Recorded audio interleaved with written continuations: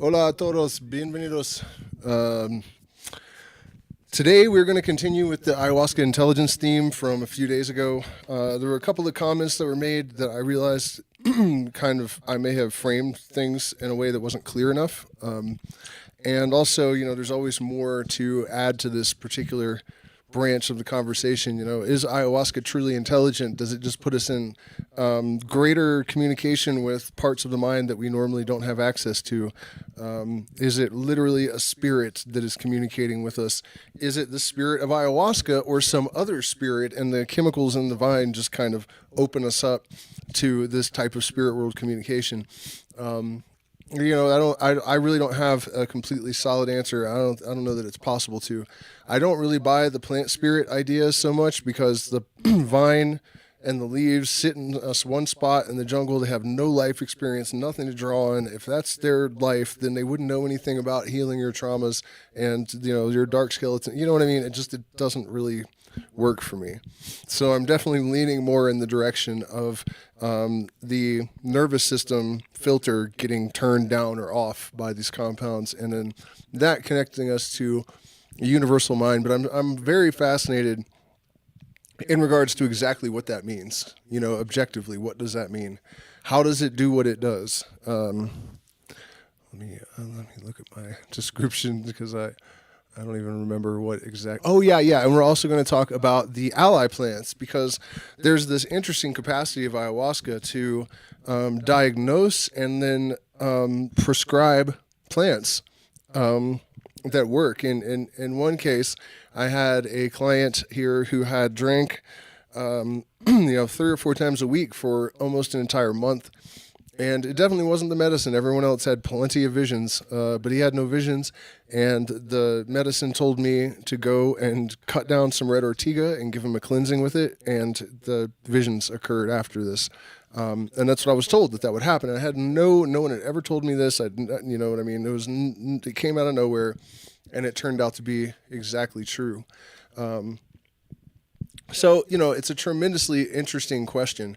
And then, another aspect of this universal mind kind of position on this is that the medicine seems to know how to make the right associations. What's up, Northern Light? We just had a great conversation on faith and stuff on the X platform. Of course, you guys, if you know me at all, you know that I'm no friend of faith.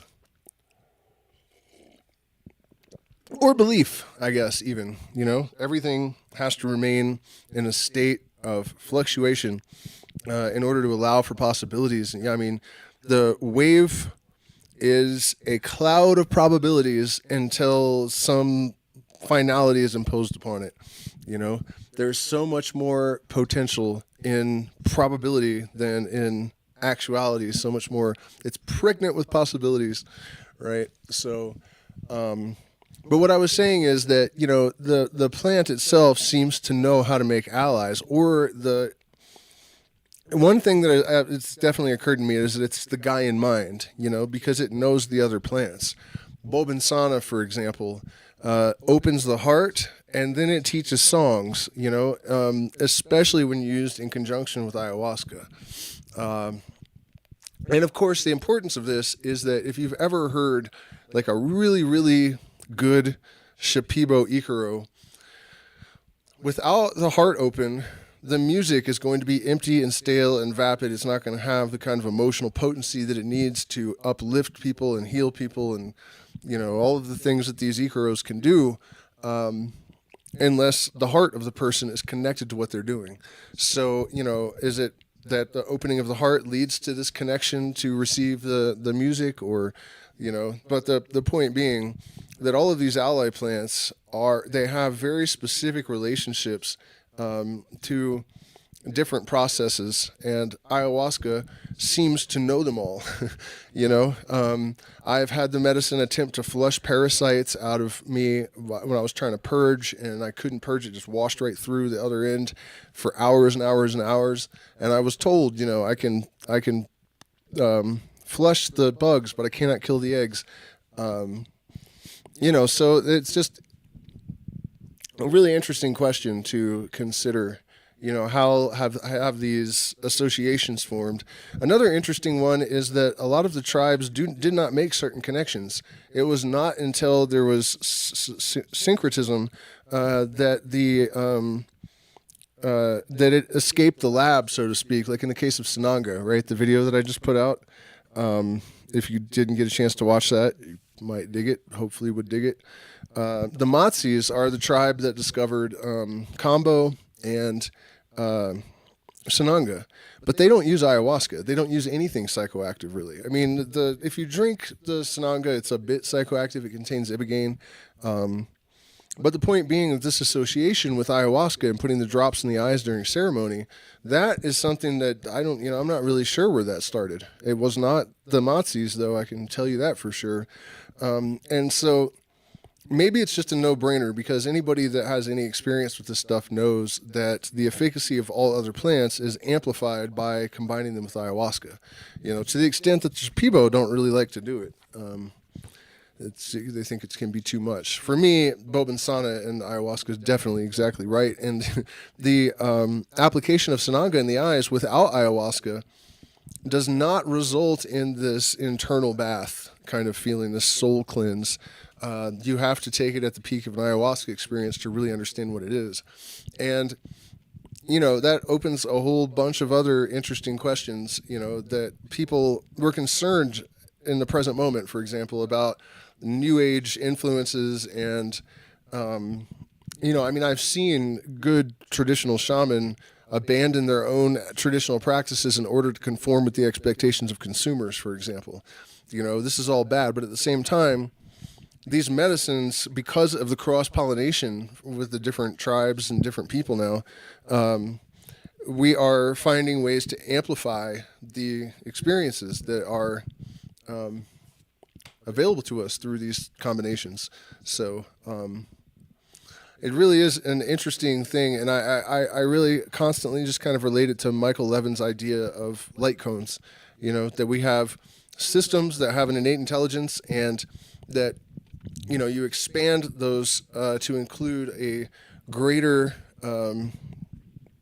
circle of intelligence. And so it's like we had a single tribe that found this medicine, and then it expands out into a larger light cone, and then we have the collective of all the tribes, compiling knowledge and amplifying the efficacy of these medicines. And so it's really a crazy thing, and it is a double-edged sword for sure, whether this is all in the end good or not.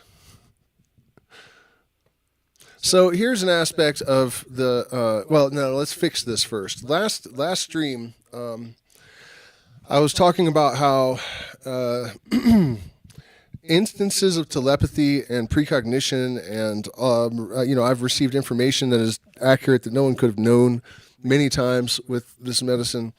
And some woman in the chat asked me, what am I eating right now? And I was like, I don't know. I didn't even get it. I should have said something just to see if I could have, but I never said that these medicines permanently give you the ability to know the future and to have any information in the entire universe instantly that you want. That's obviously stupid.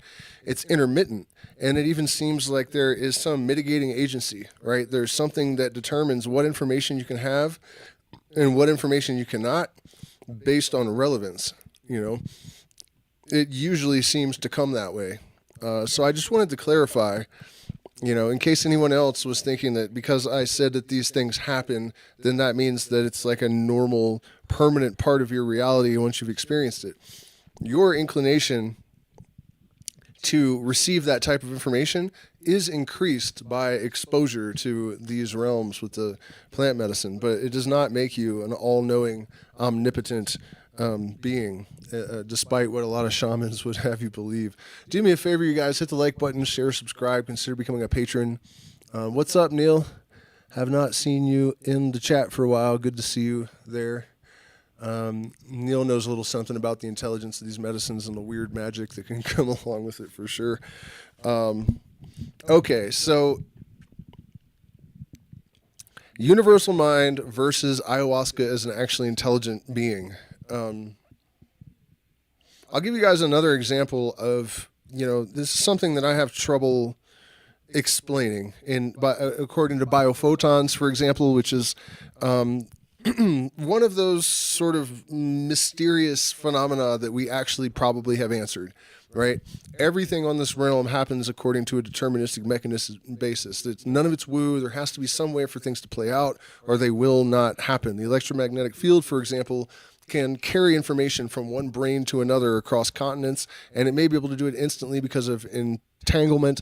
We have ways of reconciling these type of experiences with, the real world, and this is of absolutely fundamental importance, I think. But the first time I cut a large ayahuasca vine, it was actually not the first time I cut one. You can find that video on my I was sinking in quicksand while cutting the ayahuasca vine.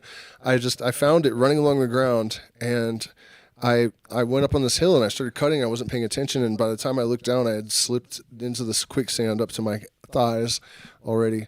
So not that one, but a much larger one. I'm surprised I never got any video of this, actually. Yeah, it's crazy that I didn't go. I had the channel. I don't know why I didn't do this. But anyways, I was going out into the jungle to look for ayahuasca, and this voice in my head said, you're going to waste hours just walking straight down this trail. You're not going to find a vine. There's nothing there. And I was like, that's just the bullshit voice in my head. Because there was ayahuasca all over the place in this area. It was really, really common. And it was true. I walked back through this path for like 2 hours. It was starting to get dark. And I got back out to the road, and the voice is back, and it says, go 100 meters, not even, maybe 100 feet, down the road to the left, and you'll find the vine. So I was like, all right, I'll humor you, So I go down to the I see a stream, and ayahuasca likes extra water. The jungle's pretty wet, but it likes extra water. So it grows along creeks and streams and rivers and stuff a lot.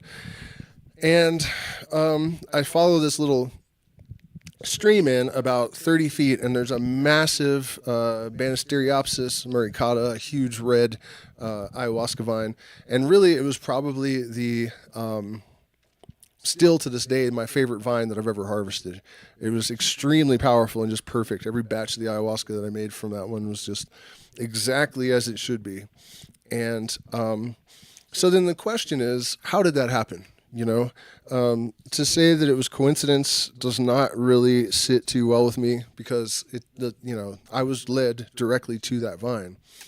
So what was it? Is it the universal mind? Was the vine itself calling me? How and why? And it was a mother too. It had hundreds of seedlings all around on the ground. If I'd had any presence of mind, I would have dug a few of them up and taken them with me to plant them elsewhere and everywhere, really. Especially considering that most of them will end up strangling each other out before. That was a huge misstep as well. But these are the kind of questions that I am kind of stuck on.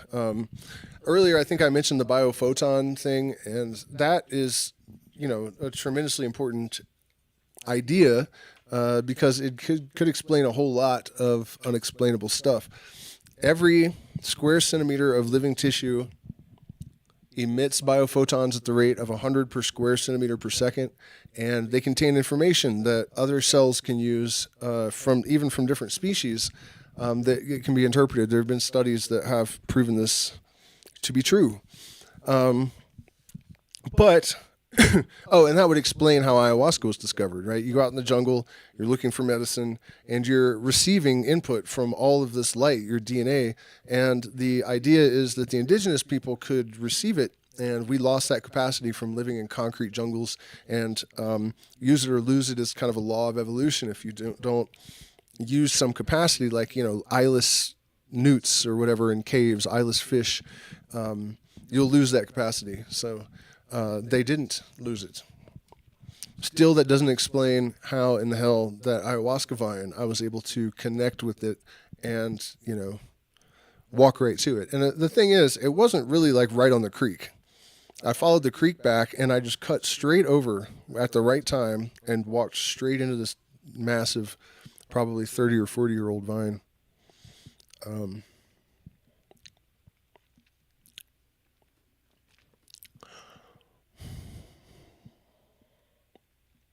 Very, very interesting stuff. And then there's also the fact that a lot of these entities, not only are they perceived by a lot of people, you get similar reports from DMT, right? We have these mantises, and we have the self-transforming machine elves, and all of this other cast of characters from the DMT realm beyond the waiting room. And even weirder, though, I have seen with my own eyes at least 2 occasions where people both saw a spirit being the same way. Actually, 3, I guess. And on one occasion, we went to the waterfall and kind of invoked these water spirits that the Shuar, kind of their life almost revolves around them. And later that night, there was like water dripping down I don't know what to call it, like the post in the porch. And it kind of made this shape, and there was a little like green and blue and yellow and red, like all the 7 colors of the rainbow, like doop, doop, doop, doop, doop. And as it pulsated through this thing, it was making these ethereal sounds. And I looked over, and the rest of the group was sitting there staring at the thing with me. So that invocation of these water spirits seemed to actually have some kind of effect.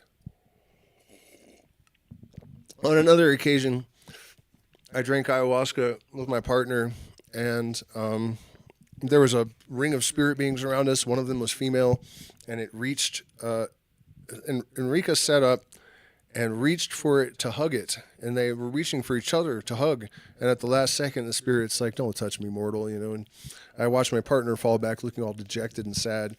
And in the Shipibo, Maestra Juanita also would call these cleaning octopus things, and I know that she was seeing them because she waited for them all to attach to me before she started the Ikaro, and then when they were all gone, the moment they had all been blown away and sent back to from whence they came, she stopped and moved on to my partner. So, all of that kind of stuff suggests very strongly that these creatures have some sort of existence, whether that means it's objective. Maybe they are formulated in the mind of the shaman and really only represent electromagnetic energy that has been configured to a purpose, and our mind is giving it form.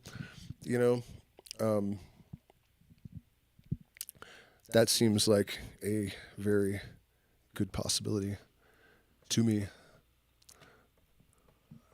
Precognition is not exclusive to ayahuasca. Things happen without psychedelic drugs too. Yeah, well, Neil's pointing out that this doesn't always require ayahuasca to happen, and that's true. It's happened to me since childhood, I've always had some sort of guiding voice that, told me things about drug use when I was like 6 that was all perfectly true and solid advice, and no one had said anything, I didn't get it from anywhere. Lots of experiences like that. So it's definitely true that precognition doesn't just happen from ayahuasca. And I would say that it's not happening because of ayahuasca. It is the increased communication between the 2 hemispheres of the brain, or from between the conscious and subconscious mind, because, the theory that I'm the most accepting of, and that a lot of other really smart people that I respect have come up with on their own as well, like Maynard James Keenan from Tool, is that you are observing the fundamental patterns that underlie creation all the time, everything you look at. And once, speaking of ayahuasca, I had this experience where I was looking at all of these ridiculous visions that made no sense, and they served no purpose, and they were doing nothing for me.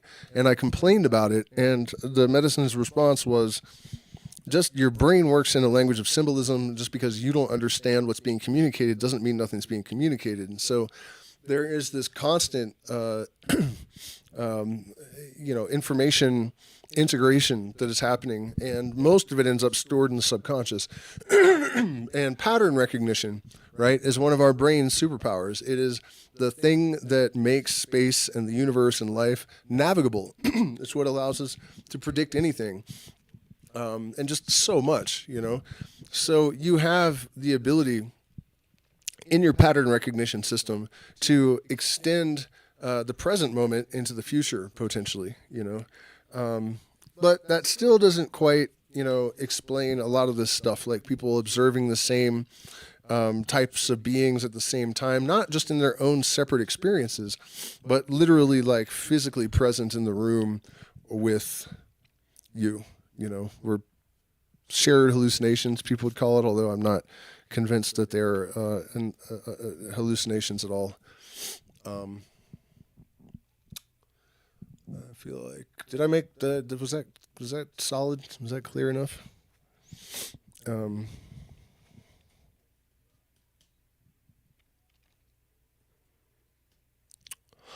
So I said I was going to talk about the ally plants a little bit, and I can't remember which ones. The people had been asking me about stuff, and I thought it would be best to just address it on the stream. I get a lot of questions about tobacco and rape and their utility as aids in this whole process. But I think I discussed that in the last one, the fact that, after the ceremony, to integrate and retain all the information, tobacco is great for locking it all in. Bobinsana we talked about already.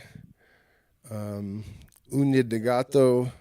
Uña de gato, this is another evidence of the universal mind, and so is sangre de drago. The shamans basically say that uña de gato is like letting a jaguar loose in the nervous system. So anything that's not supposed to be there, the claws hooked in, drags it out. And if you've ever seen uña de gato, it has cat's claws on it. I mean, they look exactly like, not a jaguar, they're not that big, but they look exactly like, maybe an ocelot claw or something, bigger than a house cat, but exactly like a cat's claw. And so this is an example of that level of communication from nature, the learning to read the true scripture that is written large upon the land for those who have eyes to see it. This is that kind of thing, that uña de gato is the jaguar spirit of ayahuasca that attacks the enemies and drags them out of the system. And you can tell it's going to do this because it has the claw of a cat. You also... I can't remember the name of this plant, but you can find it in my short somewhere. There is a plant that's used by the Shuar to specifically for Dos Equis bites, which Dos Equis, if you get bitten in the jungle, almost definitely going to die because you're not going to make it to the hospital in time unless you happen to be carrying antivenom with you. And if you don't die, you're at least going to lose a leg. There was a girl in Colombia like last year that was bitten walking down the sidewalk in the city, and even though it only took them 10 minutes to get her to the hospital, she still had to have her leg amputated. If you get this antidote from the Shuar, you will not have amputation or death. And so it is more efficacious than hospital treatment, and they will not tell us everything that's in it. But the one plant, the bark looks just like Dos Equis skin, and the leaves look like snake heads hanging everywhere. So, there's that. And then sangre de drago, right? Studies were done recently that the researchers' response was something along the lines of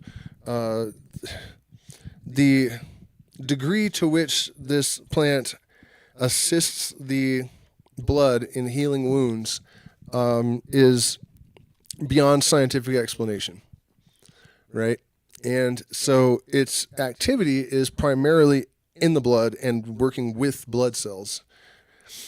When you cut the tree, a blood red latex comes out. It looks just like blood.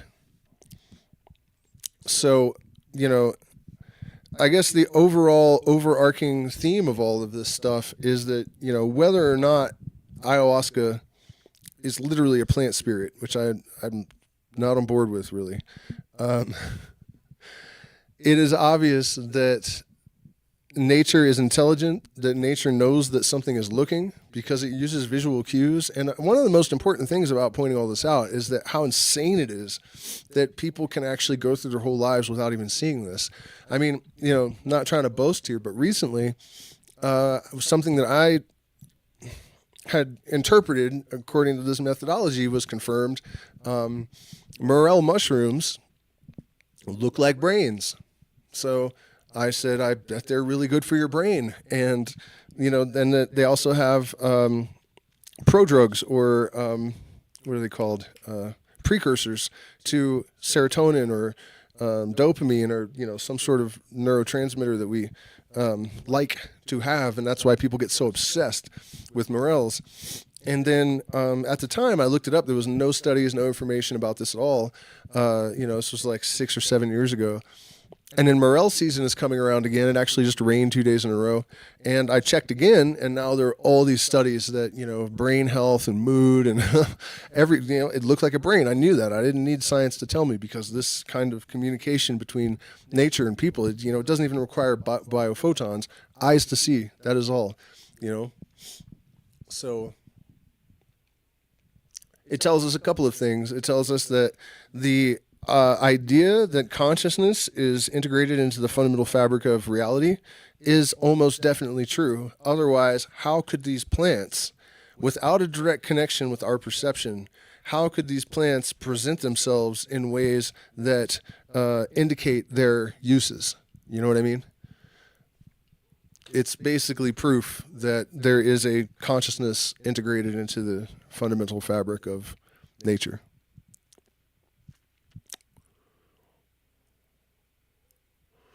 The all is mind. What's up, Athena? I've been wanting to ask, do you smoke marijuana or drink alcohol? I'm just curious. I do not smoke marijuana. I wouldn't say I would never smoke marijuana. Like if I chewed too much coca and somebody showed up and was like, hey man, I have a joint, I would smoke it with them, but I would probably only take a few hits. I do not do anything habitually. I drink alcohol occasionally, but never really to excess. It should be completely and totally on my avoid list, I guess. But coca, which I really need up here, I get shortness of breath and stuff all the time. I'm actually really looking forward to getting down to the jungle in Manu. I've had about enough of the high country. We want to finish out the morel season, and by the way, we have spaces still for November 15th through December, and I am trying to make them all private sessions. So 10 days private session in our home, and then May and Manu, there's 2 or 3 slots open. So email me if you're interested in all that stuff. Also consultations and you can find big lists on the Patreon where you should be a member anyways, because I'm demonetized and I get no support from Babylon Machine Man. So I rely on you guys to justify sitting here and talking about these things and stuff, crap and junk, catfish bait. But yeah, overall, alcohol's dumb, I would have to say. It certainly is not the healthiest thing. So I don't really approve of it. I mean, I'm a big fan of really good beers. I'm from the West Coast, California, where microbreweries in Oregon, I don't know about now, but it used to be the most microbreweries in the United States. And yeah, so, and then here we have Pisco a lot. That's a very popular drink. And Pisco sours are amazing. They're delicious. Just don't drink more than 2 of them, or you risk being a dumbass. What is this? Smoking marijuana too. I mean, I used to be way into pot growing. I used to know all of the terpenes and their uses, and tetrahydrocannabivarin versus tetrahydro, whatever, all the different cannabinoids. And I've grown over 300 different strains of marijuana, including plants that you have to harvest with scaffolding and a chainsaw. And I've hunted tweakers, in my driveway and stuff in Northern California back in the old outlaw days.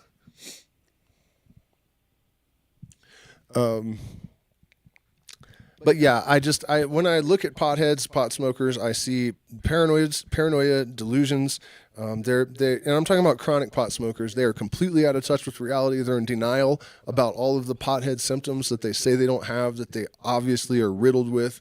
I think marijuana exists somewhere on a line between alcohol and psychedelics. It can almost go either way for people depending on chemistry and disposition and whatnot. Recommends advice for getting into administering Kambo. Opinions on international Kambo practitioners, distribution, production. I mean, we have an actual Motsies guy that comes to our retreats. He's actually coming back for November, which that wasn't on the table before. But here's the thing. Drink 2 liters of water. Take your dots. Start with 3. Make sure that you're not going to have a bad reaction. Do not do it alone the first time, or probably ever, but especially the first time. And there's really no insane science to it. If you really feel that you need the Kambo Icaros, you can learn them online. I don't really see the administration of Kambo as part of a shamanic practice because, for example, the Matsis who discovered it do not have shamanism. They don't have that. It's just plants and healing and medicine.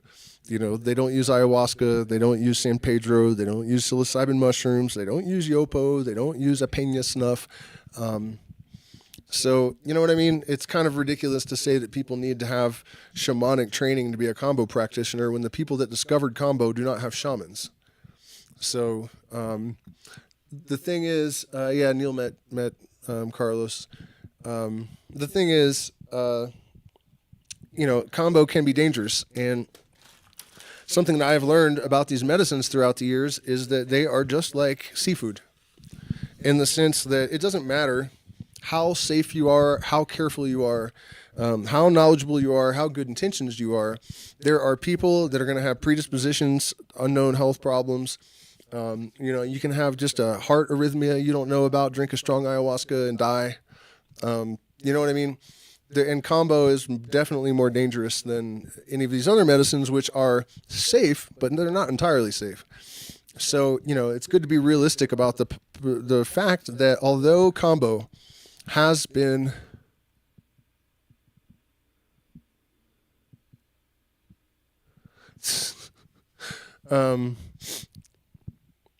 proven to have some efficacy for, wow, the sun came out. It rained 2 days in a row, you guys, so tomorrow and the next day we're going morel hunting. I sure hope we find them, and some of you guys should come and join us for the month of November or for a week or whatever. What was I saying, though? Okay, Kambo has been proven, at least some of the peptides and various, opioid compounds and whatnot there's a lot of stuff in that frog venom. Right? Those compounds have been isolated, and then they have shown the ability to block HIV from doing damage and to shrink tumors and to help with anxiety and all of this stuff. But that doesn't mean what's going on from the light of darkness. That doesn't mean that taking the frog venom where these things aren't isolated is going to do those things for you. It just doesn't. So, in a way, I feel like Kambo is a little bit riskier than it's probably worth. At least until the first time you've tried it, and the reality is that out of like 20 million applications or something, there's been like 3 deaths. So it's not really that risky. But I have to also add that I have seen things with my own eyes that suggest that there is plenty of benefit to taking Kambo. And in one case, somebody was having a pretty serious break from reality, and the Kambo seemed to snap him back into focus to a degree that I don't think would be possible with any pharmacological substances that are known to man. And so now we got some folks piling in here. So if you guys have any other questions, comments, no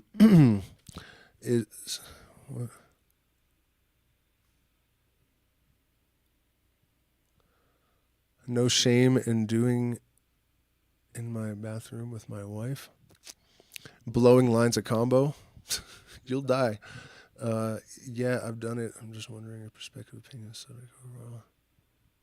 Yeah, I know it works for people. I know it does. It never did anything for me at all. I didn't notice any kind of benefit at all whatsoever. It's just 20 or 30 minutes of being really sick and then no change at all. And I have chronic health problems, and there was no change in any of that.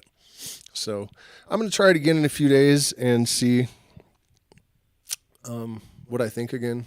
But, yeah. It's crazy. Soul Quest closed it down in Orlando. That's a bummer.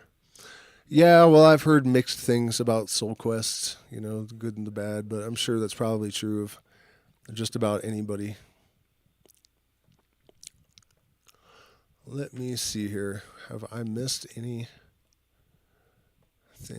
that is of great and important relevance? All right, I'll give you guys a couple of minutes to come up with questions or topics while I try to think of what plants I could have missed.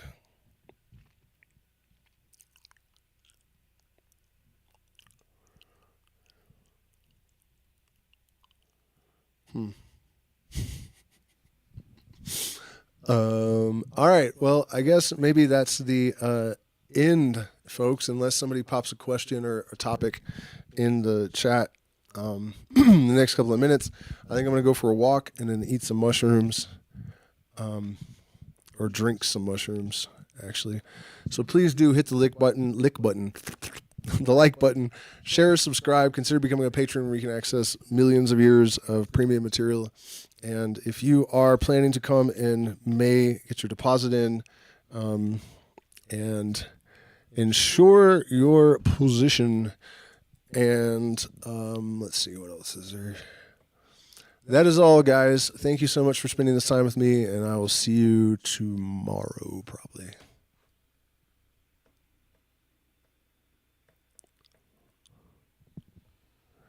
You have a question. Well, I haven't cut this chat off yet. Well, just, what is it?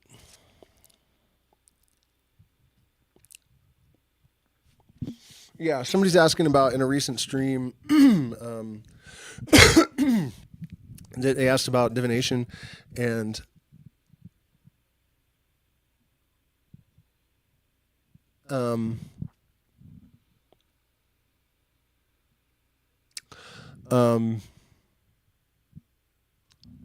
Alex Gray or visionary artists practice occult practices be able to bring? Yeah, they absolutely do. Tool does like weird occult rituals before they go on stage. They've done it on stage before to generate a certain type of current of energy. It absolutely is. And also, I think artists bring these things to fruition without even doing it deliberately. Yeah, he did make their artwork. But they don't even necessarily have to do it deliberately. It just bubbles up out of the subconscious mind. And it has to do with flow state, I think, which is just kind of a corny, like, yuppie name for the transcendental experience, for transcending the conscious mind and allowing this greater mind to sort of speak and communicate through us through whatever format we are engaged in. So, yeah, absolutely. Artists accidentally prophecy all the time. Okay, what is my opinion of these ayahuasca sacred medicine vendors on Facebook, Insta, that would want to ship to North America? I do know someone that might do that, depending on what it is and where it is. But I would never use a Facebook or Instagram source of ayahuasca. Or I just recently discovered that Walmart is selling ayahuasca vines, live vines, and also Chinese manufactured ayahuasca, like chacruna and ayahuasca together in a bag. So that's crazy and probably not good. Are these practices in alignment with Crowley's work? Absolutely. Anything that you can do to expand your consciousness and to enhance your intuitive capability and to get in touch with your primary fundamental self and find methods to express that, any tool at your disposal is fair game. So, yeah. All right. It was only 38 minutes. It's kind of a short one. Any other questions, Peanut Gallery? All right. Well, I'm going for a walk. I've been sick for a week. I haven't gotten out of the house really at all, so goodbye. Hit the like button, share, subscribe, and what's the other thing? Pay me, please.